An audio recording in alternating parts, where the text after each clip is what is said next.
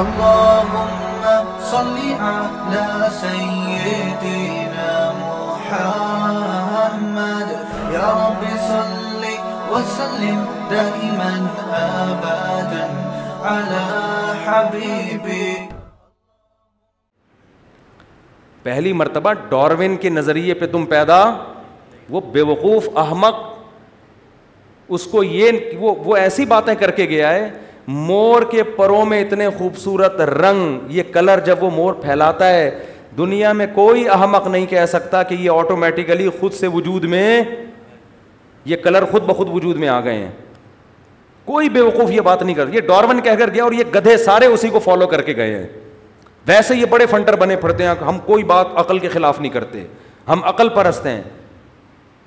میں لوگوں سے ان گدھوں سے ایک سوال پوچھتا ہوں کہ ایک کاغذ پہ ایک انسان کی تصویر بنی ہوئی ہو, بے جان تصویر, آپ کسی پروفیسر سے پوچھیں اس گدھے سے کہ اگر ڈاروین یہ دعویٰ کرتا کہ اربوں کھربوں سال میں کسی کاغذ پہ انسان کی ایسی تصویر اتفاق سے بن گئی ہے تو مان لیتے؟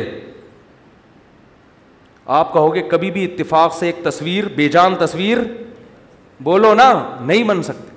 نہیں جی, ڈاروین نے ایک ثبوت بھی دیے ہیں کہ وہ ایک دفعہ وہ ہوا تھا, وہ طوفان آیا ہوگا, رنگ کے ڈبے گر گئے ہوں گے, پھر وہ ڈبے یوں کر کے گرے ہوں گے, پھر ایک برش یوں چل گیا ہوگا, پھر ایک کروڑوں سال میں ایک یوں چل گیا ہوگا, پھر یوں چل گیا, ہوتے ہوتے ایک پورا چہرہ وجود میں آ گیا. کہو گے بھائی نہیں ہو سکتا ایسے.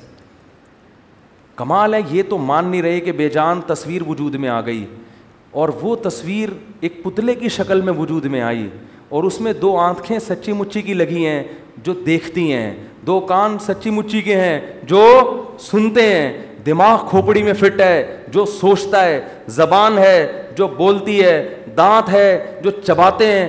ایک ایک چیز اتنی خوبصورت انداز میں اس کھوپڑی میں فٹ ہو گئی. تصویر جو بے جان تھی وہ خود بن نہیں سکتی, یہ پوری چلتی پھرتی تصویر جو پتلا ہے اور چلتا بھی ہے پھرتا بھی, اس کے جوائنٹ فکس ہو گئے. ایسا ہاتھ اب تک نہیں بنا سکے, ایسے جوائنٹ اب تک نہیں بنا سکے جو ہماری ہڈیوں میں لگے ہوئے. ایک ایک چیز بن گئی, معدے کا نظام, گردوں کا نظام, دل کا نظام, سوچنے کا نظام, آنکھوں میں پلکیں لگا دی ہیں خوبصورتی کے لیے, آئی بروز بنا دی ہیں, ایک ایک چیز.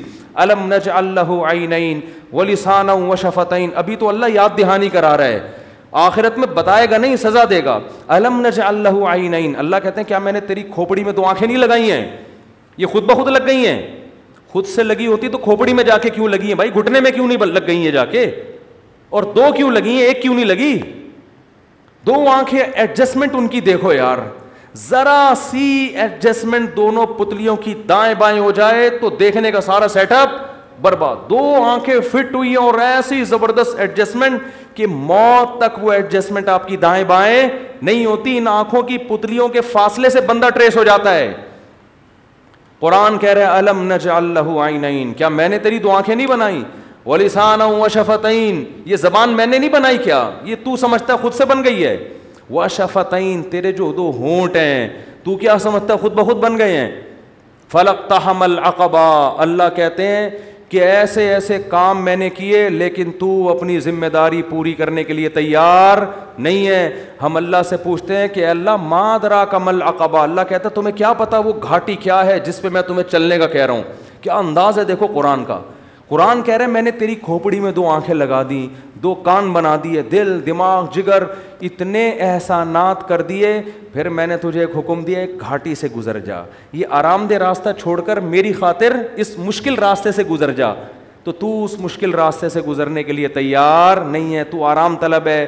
اللہ کہتے ہیں بتاؤں کیا مشکل راستہ ہے جس پہ چلنے کا حکم دے رہا ہوں میں؟ فک رقبہ, وہ مشکل راستہ یہ ہے کہ مخلوق کے بھی حقوق ادا کر اور خدا کے بھی. مخلوق کا بھی آپس میں ریلیشن ہے, اخپل طریقے سے زندگی نہیں. ایتھیس کا ریلیشن نہیں ہوتا آپس میں. تھوڑا وہ اپنی ماں کو نہیں مانتا, باقیوں کو کیا مانے گا؟ اکثر دہریے اپنی بوڑھی ماں کو اولڈ ہاؤس میں جمع کراتے ہیں, اور مذہبی لوگ اپنی بوڑھی ماں کے پاؤں میں جنت تلاش کر رہے ہوتے ہیں. وہ کیا مخلوق کے حق ادا کرے گا؟ اللہ فرماتے ہیں فک رقبہ, مخلوق کے حق میں یہ ہے کہ غلاموں کو غلامی کے طوق سے آزاد, غلام خرید کے آزاد کرو. اللہ تمہیں اس کا حکم دے رہا ہے. آج غلام نہیں ہیں لیکن غلاموں جیسی زندگی گزارنے والے لوگ موجود ہیں. ان کو غلامی سے آزاد کرو, ان کے لیے آواز اٹھاؤ. فکو رقبہ وما ادراک مل فکو رقبہ او اطعام فی یوم ذی مسغبہ. اللہ ہم سے کوئی ناجائز مطالبے نہیں کر رہا کہ میں نے تمہیں بنایا, میں نے آنکھیں دی, میں نے کان دیے, تو بس ایسے ہی الٹے الٹے حکام دے رہا ہو کہ اب صبح آدھا گھنٹہ الٹے لٹکا کرو. بہت سے مذہبوں میں یہ بھی ہوتا ہے. ہندوؤں میں آپ دیکھو بھگوان کو خوش کرنے کے لیے کرالنگ کرتا ہوا دہلی جا رہا ہے, ایسے دیکھیں نا آپ یوٹیوب پہ پڑے ہوئے آپ کو نظر آئیں گے.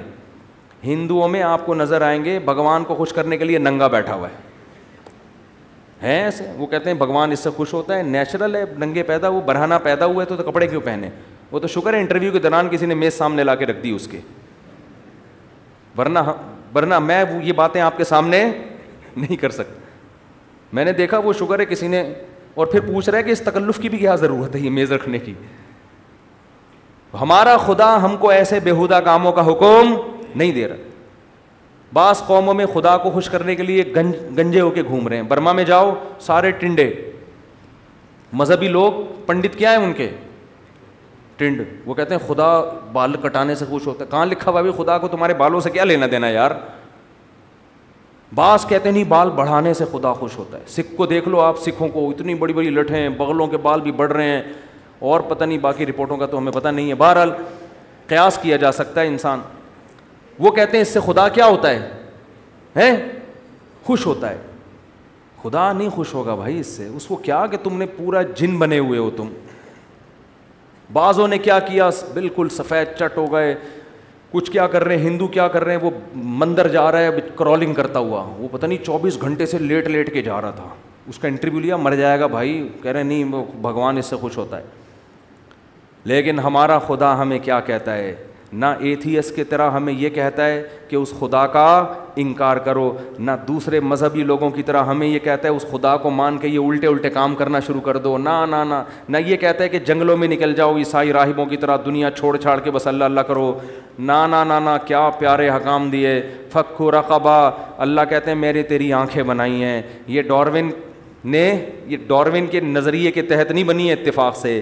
میں نے تیری زبان بنائی, میں نے تیرے ہونٹ بنائے, ایک ایک چیز تیرے پوری باڈی میں نے ڈیزائن کی ہے.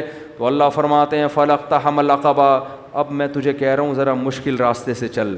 وہ مشکل راستہ کیا ہے؟ فکو رقبہ, انسانیت میں جو بھی غلامی کی زندگی گزار رہا ہے اسے غلامی کے طوق سے آزاد کر. میں اندرون سندھ جانتا ہوں ایسے علماء کو جن کو اللہ نے دولت بھی دی, وہ اندرون سندھ جا کے انتہائی غریب طبقہ جن کو سندھیوں میں جو ظالم قسم کے لوگ ہیں, بعض لوگ انہوں نے قرضے دے دے کے نا غلام بنایا ہوا ہے. تو یہ ان کے قرضے ادا کر کے ان کو اس غلامی سے نکالتے ہیں. اس میں ہندو بھی ہیں, ہندوؤں کو بھی نکالتے ہیں.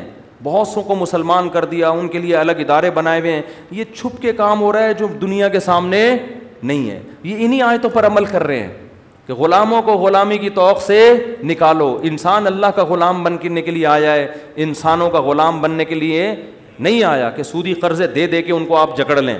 IMF نے بھی ہم کو غلام بنایا ہوئے سودی قرضے دے دے کے.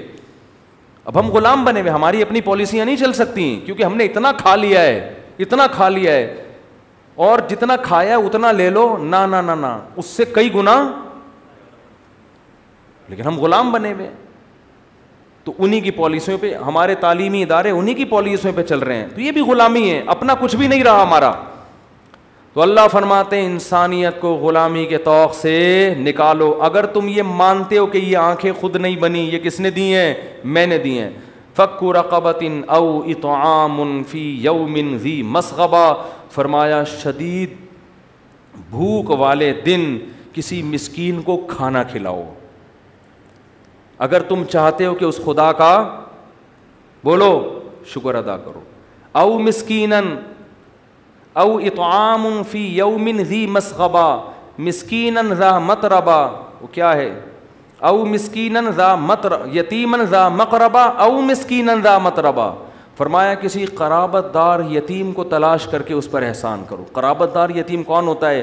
آپ کا باپ مر گیا, آپ کا چھوٹا بھائی یتیم ہے, اب اس کی وراثت مت کھاؤ بلکہ اس کے مال کی بولو حفاظت. اگر بچی ہے اس کے مال کی حفاظت کرو، عورت سمجھ کے، بچی سمجھ کے، کمزور سمجھ کے اس کی جائیداد کاروبار کے نام پہ، بزنس کے نام پہ ہڑپ مت کرو، اس پر احسان کرو. لیکن ہمارے یہاں الٹا ہو رہا ہے معاملہ. او مسکینا ذا متربہ، یتیما ذا مقربۃ او مسکینا ذا متربہ ثم کان من الذین آمنوا وتواصوا بالصبر وتواصوا بالمرحمہ. اور فرمایا یہ تمہاری نیکیاں قبول اس شرط پہ کروں گا کہ تم اس خدا پر ایمان بھی رکھتے ہو، اس کی توحید، اس کے پیغمبروں پر. اگر اس خدا پر ایمان نہیں رکھتے تو بل گیٹس کی طرح ساری دنیا کو کھلا کھلا کے آدھے ہو جاؤ، اس دنیا میں تھینک یو کی شکل میں تمہیں بدلہ مل جائے گا، میرے پاس تمہارے لیے کوئی اجر نہیں ہے. کیونکہ میں نے اصول بنایا ہے وَيُطْعِمُونَ الطَّعَامَ عَلَى حُبِّهِ مِسْكِينًا وَيَتِيمًا وَأَسِيرًا، کہ غریبوں کو کی خدمت میری محبت کی بیس پر ہوگی تو قبول کروں گا، میری محبت کی بیس پہ نہیں ہے تو غریبوں سے جا کے اس کا اجر مانگو، مجھ سے اجر مانگنے کی ضرورت نہیں ہے. لوگ کہتے ہیں نا وہ ان کے ٹرسٹ بنے ہوئے ہیں گوروں کے، بہت کھلاتے ہیں، کرتے ہیں، مانتا ہوں میں، ان کے ہاں بھی بڑے بڑے سخی لوگ پیدا ہوئے ہیں جو دنیا کو کھلا رہے ہیں، ہاسپٹل بنا دیے، فری علاج ہو رہا ہے، بہت ہیں. لیکن اللہ کہہ رہے ہیں کہ جو خدمت میری محبت کی بیس پہ ہوگی، مجھ سے ایمان کی بیس پہ ہوگی، تو اس کا اجر مجھ سے مانگنا. جو میرے لیے نہیں ہے تو پھر جس کے لیے ہے اس سے مانگنا. سیدھی سی بات ہے. اللہ کہتے ہیں تم نے کیا تو تھینک یو مل گیا نا تمہیں. لوگ تمہارا نام یاد کر رہے ہیں، قبروں پہ سلوٹ پیش کیا جا رہا ہے، مرنے کے بعد تمہارے حق میں مضامین آ رہے ہیں، لوگ تمہاری مثالیں دے رہے ہیں، بہت اچھا، مل گیا بس یہ اجر. مجھ سے امیدیں بولو بھائی نہیں لگانا. تو قرآن کیا کہتا ہے کہ نحن خلقناکم، ہم نے بنایا تھا تم کو، فلولا تصدقون، تم میری آیتوں کی تصدیق کیوں نہیں کرتے تھے، میری آیتوں کی تصدیق کیوں نہیں، یعنی کیوں نہیں مانتے تھے میرے کہنے سے کہ مر کے ہم زندہ ہو جائیں گے. تو اس میں تمہیں تعجب کی کیا بات تھی؟ پہلی دفعہ بھی تو ہم نے بنایا تھا نا تمہیں. مفتی طارق مسعود صاحب کے بیانات سننے کے لیے youtube.com/مفتی طارق مسعود کو سبسکرائب کریں، اور اگر آپ لائیو ویڈیو کو کبھی بھی مس نہیں کرنا چاہتے ہیں تو سبسکرائب کرنے کے بعد بیل آئیکن پہ کلک کرنا مت بھولیں. جزاک اللہ.